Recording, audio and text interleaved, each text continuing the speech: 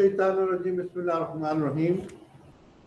शुरू करता हूँ अल्लाह के नाम से जो बड़ा मेहरबान और नहायत रहम करने वाला है।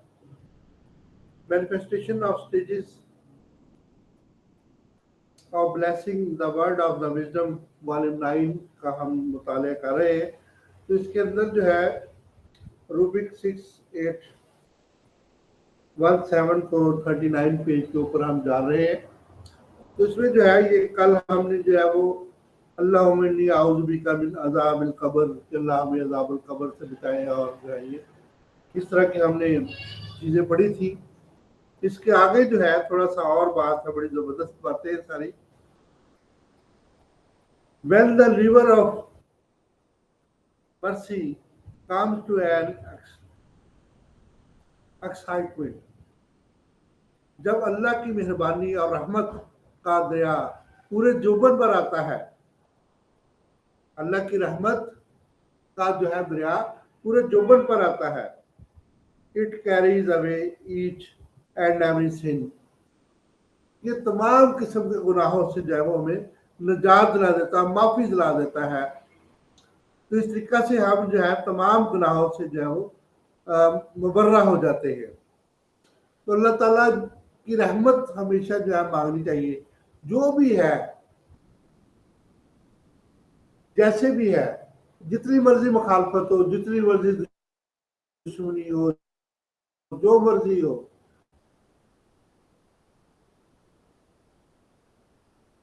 जब तक नहीं चाहता का कोई काम नहीं बिगाड़ सकता। तो ये एक जो है वो बेशक पास आएंगे, अल्लाह भेजता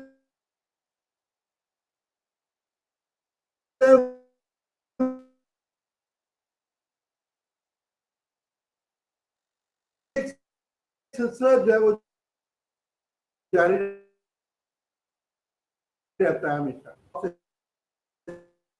जो है ये अपना हमने किया है, अल्लाह उनको माफी दे देते हैं। तो अल्लाह ताला बड़ा मेहरबान रहम करने वाले, अजीज है, जब्बार है, मुतकब्बिर है, और नाम है इनके जितने भी नाम है बहुत प्यारे हैं।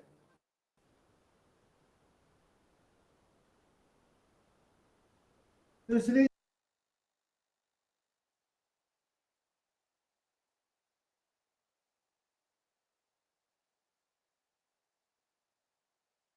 ये हमारे जो है वो हमारे पास तो अल्लाह ताला की जात के अलावा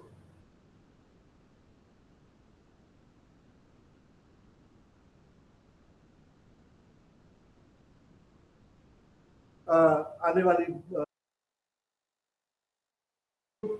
अब बात का ही बात है और हकीकत बात है। इसमें बुक में किसी में ऐसा नहीं लिखा हुआ। तो ये एक हकीकत, अल्लाह बहुत रहम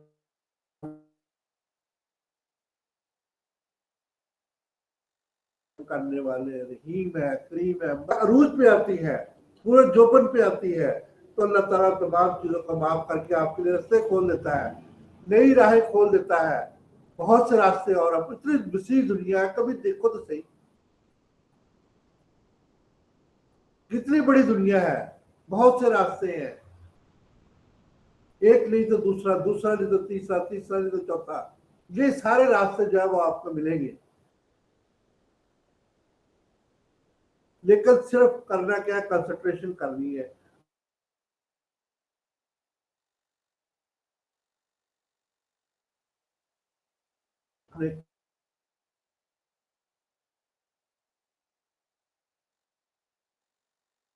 के ऊपर जब आप इस सब्र भी नहीं कर सकते, तो ये जो है अल्लाह ताला की रहमतें और करम जो है ये हमेशा जारी रहते हैं।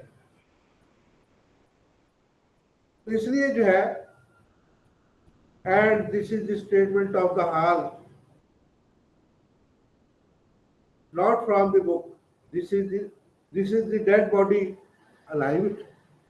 जब तुम मुर्दा हो जाते तो कौन उसको उठाता है? जब इंसान मुर्दा हो जाता है तो कौन उसको जिंदा कर सकता है? कोई नहीं कर सकता, कोई डॉक्टर नहीं कर सकता। मुझे करके दिखाए, किसी मुर्दा को जिंदा करके दिखाए, ये बड़े दावे करते हैं। कोई मुर्दे को जिंदा करके दिखाए डॉक्टर, रोज कहते हैं कि हम ये कर दिया, वो कर दिया। क्या किया इन्होंने? तो मुर्दे को जिंदा कर सकते हैं इनमें से? कोई नहीं कर सकता, झूठ बोलते हैं सारे। It is sleeping wake up. जब हम सो रहे होते तो वही जो है वो हमें जगाता है। नींद और मौत तकरीबन बराबर होते हैं। जब इंसान सो जाता है तो वो जो है वो ऐसे हो जाता है जैसे कि मुर्दा होता है। आगे हम इसकी मिसाल भी पढ़ते हैं। जब इंसान सोता है तो वो उसको उठाता है।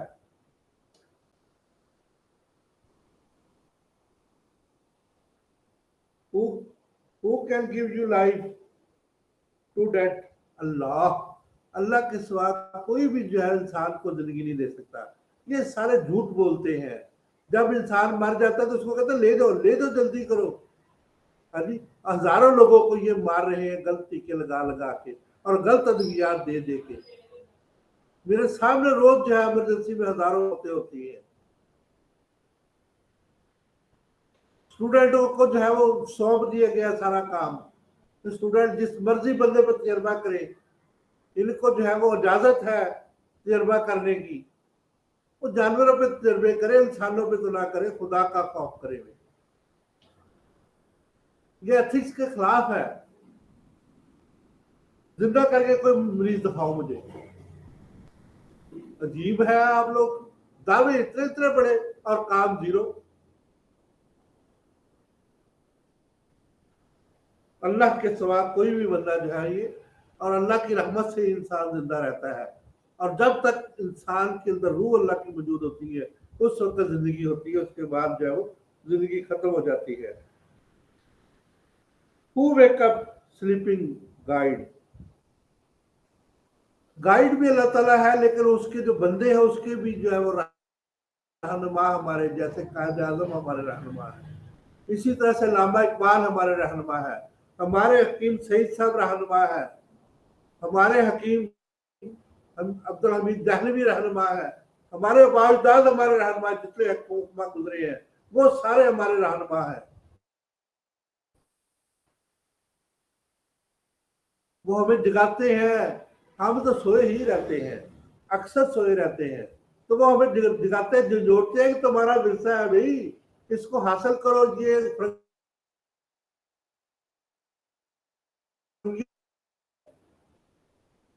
वो आके आपको जो है एंटी तौर पे डायलेटर देख की चीजें देख के आपका जो है वो जिस्म का बेटा तक आप जो है ये एड्रेनलिन ग्लैंड को जो है स्टिमुलेट करते रहेंगे। कब तक जो है वो कार्टिकोस्टेरॉइड देते रहेंगे? कब तक ये इनहेलर इस्तेमाल करते रहेंगे? कब तक ये खोलते रहेंगे? कभी एंटी हिस्टामिन दे दे के बेड़ा गर्क करते रहेंगे। और ये गुर्दे फेल कर रहे हैं खुद स्टीराइड दे दे के। एड्रेनलिन दे दे के गुर्दे फेल कर रहे हैं, दिल को फेल कर रहे हैं। एड्रेनलिन पता नहीं आपको कि ये स्टीराइड है और ये जो है वो एंडोक्राइन सिस्टम के अंदर ये आप इस तरह से इसको इस्तेमाल कर रहे हैं। इतनी बड़ी 20-20 चीजें और आप तक जो है वो डेल्टा कार्टन ये लगा के जो है इसको सोलो कार्टिव और वो पता नहीं वो क्या कार्टिव जो है रोज कोई ना कोई नया कार्टिव निकाल लेते हैं। हमारे दौर में भी एक कार्टिव हुआ करता था, कार्ड ये हुआ करता था वो स्केब का बना हुआ वो भी था। वो लगा लगा के मुझे जो है एलर्जी को जो है ठीक करने की कोशिश करते हैं। वक्ती तौर पर मरीज कहता है जी मुझे जो है वो स्कूल मिल गया है, पूरे बॉडी की एलर्जी होती है। तो फिर जो है वो फिर उसको और स्टीराइड, कितने स्टीराइड लगाओगे तुम और कब तक ये काम जो है वो जारी रखोगे? तो ये सिलसिले जो है आप कोशिश करें कि इसको जो है अवॉइड करें। तो इसके बाद जो है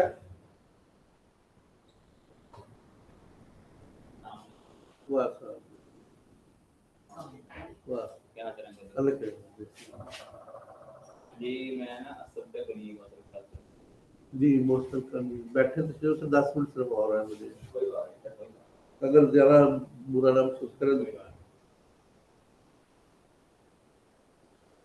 When the awful lot of meals were used the 11 and wake up it up। जब दोबारा हासिल जिंदगी करने की कोशिश की जाती है, बहुत ज्यादा खतरनाक कामों से हम जो है वो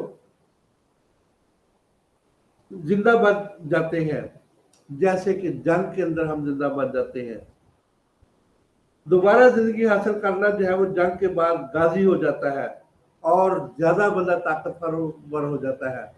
जब हम इनके खिलाफ जो है वो जिहाद करेंगे तो इंशाल्लाह मजीद ताकतवर हो जाएंगे, और जिसकी वजह से जो है ये ताकत जो है वो हमें उठने में मदद देगी, और हम जो है बेहतरीन तरीके से जो है वो अपने अंदर तब्दीली ला के जो है वो उठ जाएंगे।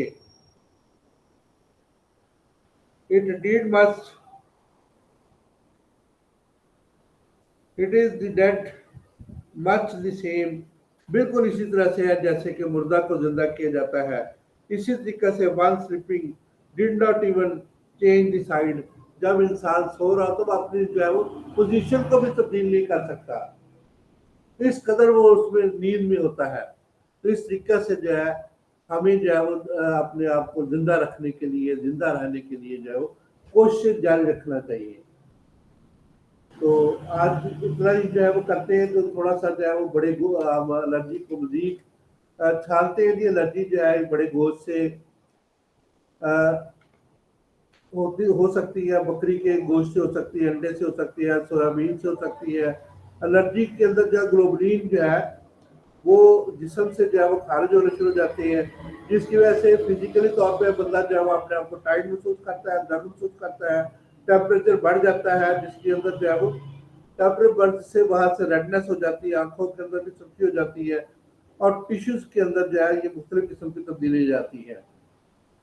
जिल्द की एलर्जी में सुर्खी, खारिश, छपाकी, जिसको जूटिस कहते हैं, की सूरत में होती है। गर्मी या सर्दी हो तो ये जो है वो हवा के झोंके से भी जो है वो आपको एलर्जी हो सकती है। जिल्द सुर्ख हो जाती है, छपाकी के जो है वो धब्बड़ बन जाते हैं, जिसकी वजह से जो है मुख्तलिफ दौरे पड़ते हैं, और ये धब्बड़ जो है पूरे जिस्म के अंदर चली जाती है। इसी तरीके से जिस्म पर मुख्तलिफ किस्म की जो एलर्जी होती है, तमाम जिस्म के ऊपर जो है इसका जो है वो इजहार होता है, जिसमें जो है मरीज के अंदर जो है वो बेहोशी, मौत का खौफ, और खाने सूंघने से, जिल्द पर लगने से, एलर्जन जब भी अंदर जाएगा तो जिस्म के अंदर, आंखों के अंदर से, होंठों को जो है वो मुंह के अंदर सूज जाएगा, और इसी तरह से फेफड़ों के अंदर और आंतों के अंदर की जाकर इसकी झिल्ली और गुर्दों को मुतासर करेगा। यानी कि तमाम जो है वो वाइटल ऑर्गन जो है वो जिस्म के मुतासर हो जाते हैं, जिसकी वजह से जो है वो खुलिए इसके मुकाबला करते हैं, जिनको मास्ट सेल कहते हैं। मास्ट सेल अपने काम जो है शुरू कर देते हैं, इसी तरह से बीट सेल और टी सेल भी अपने काम शुरू कर देते हैं, और CD4 और जो है वो इंटरल्यूकिन जो है ये सारे अपने काम शुरू कर देते हैं, जिसके मुकाबले की वजह से जो है हिस्टामिन रिलीज होती है। हिस्टामिन खून में शामिल होकर अज़ा को मुतासर करती है, यानी कि जब फेफड़ों के अंदर जाएगी तो ये एल्वुलाई के जो है मुतासर करेगी, जब ये मुतासर करेगी, और ब्रोंकाई को जब ये मुतासर करेगी तो उससे जो है स्वेलिंग हो जाएगी, स्वेलिंग से सांस आना मुश्किल हो जाएगा, फेफड़े सूज जाएंगे, और तमाम सांस की नालियां भी सूज जाएंगी। इसी तरीके से ये नाक में जाएगी, वहां खराश पैदा करेगी, वहां से पानी आना शुरू हो जाएगा, किसी जगह पे भी जाएगी ये होंठ सूज जाएंगे, पूरा जिस्म सूज जाएगा। तो ये सारी एलर्जी की अलामत होती है। तो ये शॉक जो है ये 2 सेकंड से लेकर जाइए 2 मिनट के अंदर तक जो है हो सकता है। जितने भी मुझे, मैं पहले जो है वो पेनिसिलिन के इंजेक्शन वगैरह बहुत ज़्यादा इस्तेमाल करता था अपनी प्रैक्टिस के अंदर, जब मैं एलोपैथिक प्रैक्टिस करता था, तो उसमें जो है एनाफिलेक्टिक शॉक बहुत ज़्यादा हुए। बगैर टेस्ट डोज के मैंने जो है वो इंजेक्शन लगाए, तो उससे जो है वो पूरे जिस्म के अंदर शॉक हुआ, और बहुत से लोग जो है वो बेहोश भी हो गए, और सुर्खी, और जैसे कि कोटराई का रिएक्शन जो है हमारे एक बड़े अच्छे दोस्त है उनसे जो है अक्सर हो जाता था। सुर्खी वाली चीज़ें जो है वो इस्तेमाल करने से, एलर्जी वाली चीज़ें इस्तेमाल करने से जो है वो बहुत ज़्यादा ये प्रॉब्लम जो है वो हो जाती है। तो हमें जो है इसका तदारक कैसे करना चाहिए, थोड़ा सा इसके बारे में बात करके थोड़ी सी आगे चलेंगे जी। तदारक इसका जो है ये परहेज जो है, कुछ चीज़ें जो है वो उनका हम परहेज कर ले तो हम जो है इनसे बच सकते हैं। जैसे कि एलर्जी वाली चीज़ों का इस्तेमाल ही ना करें। कैसे ना करें, हमें कौन सी पता है कि कौन सी चीज़ों में एलर्जी करती है, लेकिन थोड़ा बहुत अंदाजा हो जाता है बंदे को। ये अंडा खाने से एलर्जी होगी, गोश्त खाने से एलर्जी होगी, या फिर जो है वो गर्दो गुबार से एलर्जी होगी। तो गर्दो गुबार तो हर जगह मौजूद है, उससे हम कैसे परहेज करेंगे? पोलन ग्रेन से कैसे परहेज करेंगे? वो तो मतलब जब कटाई का मौसम आएगा उस वक्त पोलन भी आएंगे, जब फूल खिलेंगे तब भी पोलन आएंगे। तो फिर क्या करें? तो फिर इलाका छोड़ के भाग जाए। तो इलाका छोड़ के भागना तो ठीक नहीं है ना भाई। तो इसलिए जो है हमें क्या करना चाहिए, जब घरेलू माहौल को साफ सुथरा कर लें जी। तो वो भी हम नहीं कर सकते। कब तक हम जो है ये सफाई करेंगे? तो सफाई जो है वो फिर क्या होगा कि हमें जो है ये परहेज जो है ये हम मुकम्मल तौर पे नहीं कर सकते, जिसकी वजह से हमें खाना भी पड़ता है और पीना भी पड़ता है। बाद में पानी से भी एलर्जी हो जाती है। तो फिर क्या करना चाहिए जी? हमें जो है वो वैक्सीन लगवानी चाहिए, वैक्सीन टेस्ट करवानी चाहिए और उसको लगवाना चाहिए।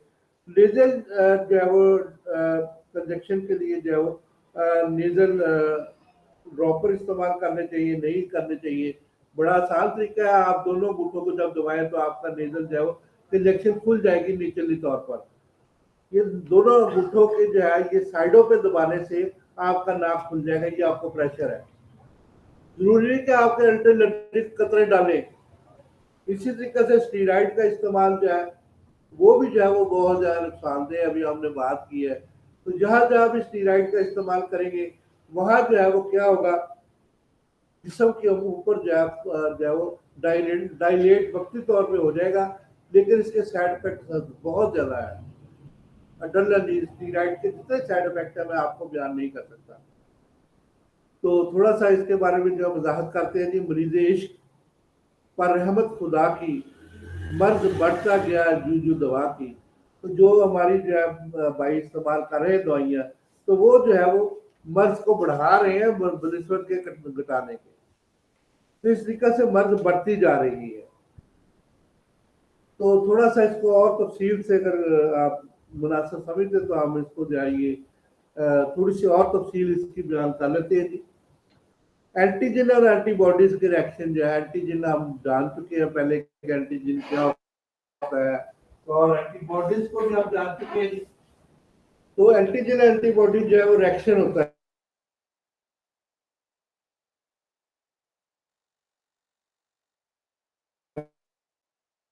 बेसिक तौर पर जिस्म के अंदर पैदा होता है। एंटीजन जो नॉर्मल और माफ वाले जो है वो एंटीबॉडीज पैदा करने में मुआवनत साबित होती है।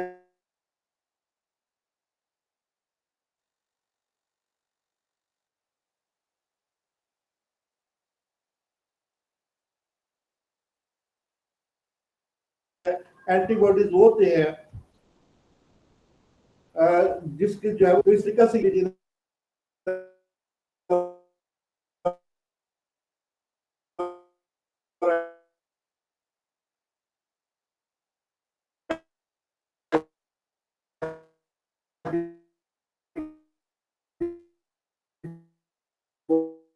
बॉडी रिएक्शन होता है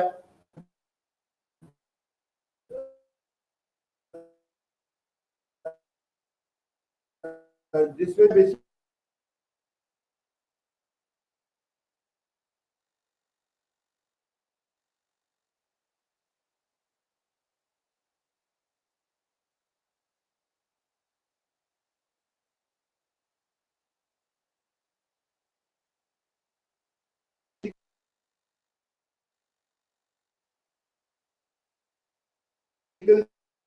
और कैटापोसिस जो है नबात भी है, जिसकी वजह से भी हमें जो है ये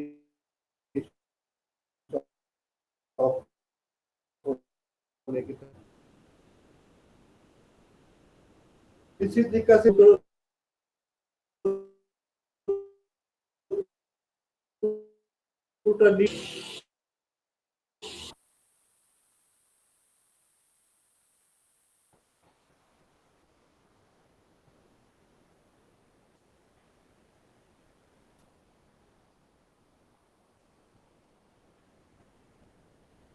विटामिन सी भी जो है ये भी जो है ये हमारे जिस्म के अंदर जो है ये एलर्जी पैदा करने के बहुत ज़्यादा जो है वो चांसेस बनाती है।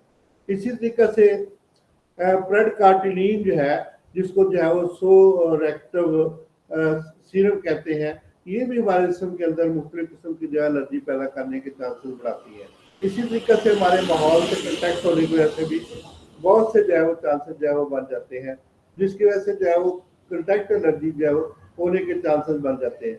पेनिसिलिन की वजह से 90% एलर्जी होती है, जिसकी वजह से एपिथेलियल सूज जाती है और जो है ये फिजिकल एलर्जी भी जो है वो होने के चांसेस हो जाते हैं।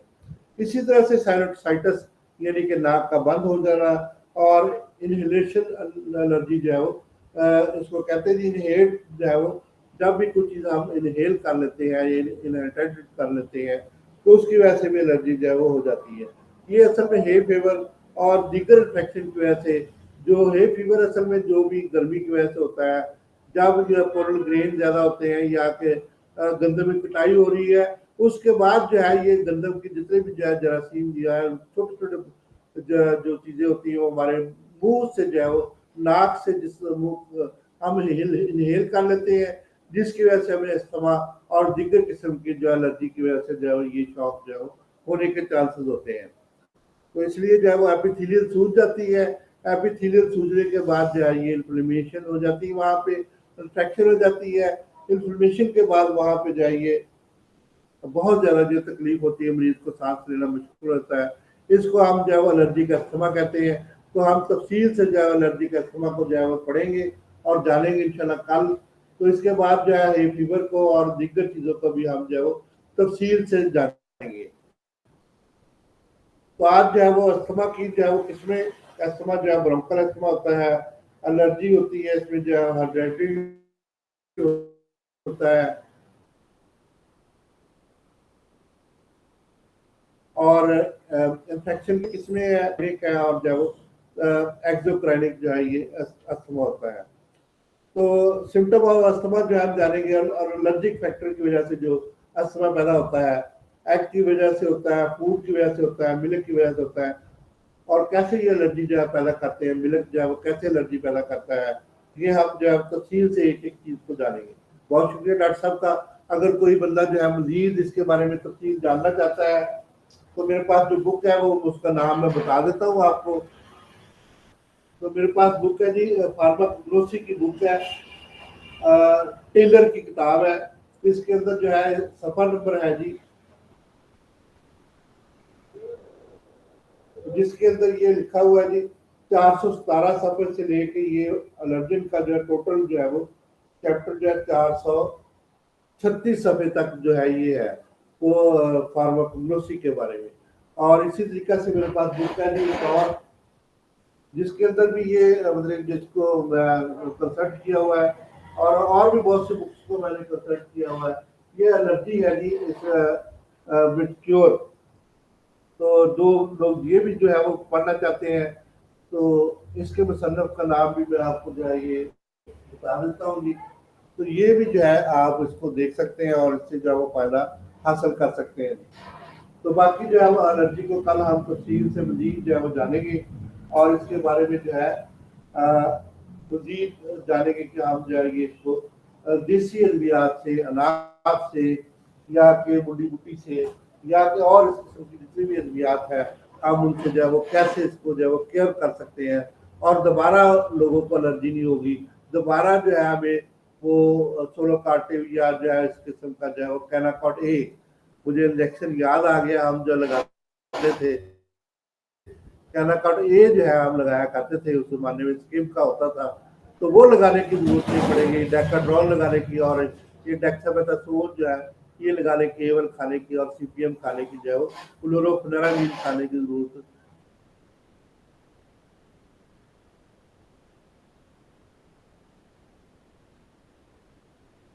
नहीं पड़ेगी इंशाल्लाह। और एलर्जी वतन साहब का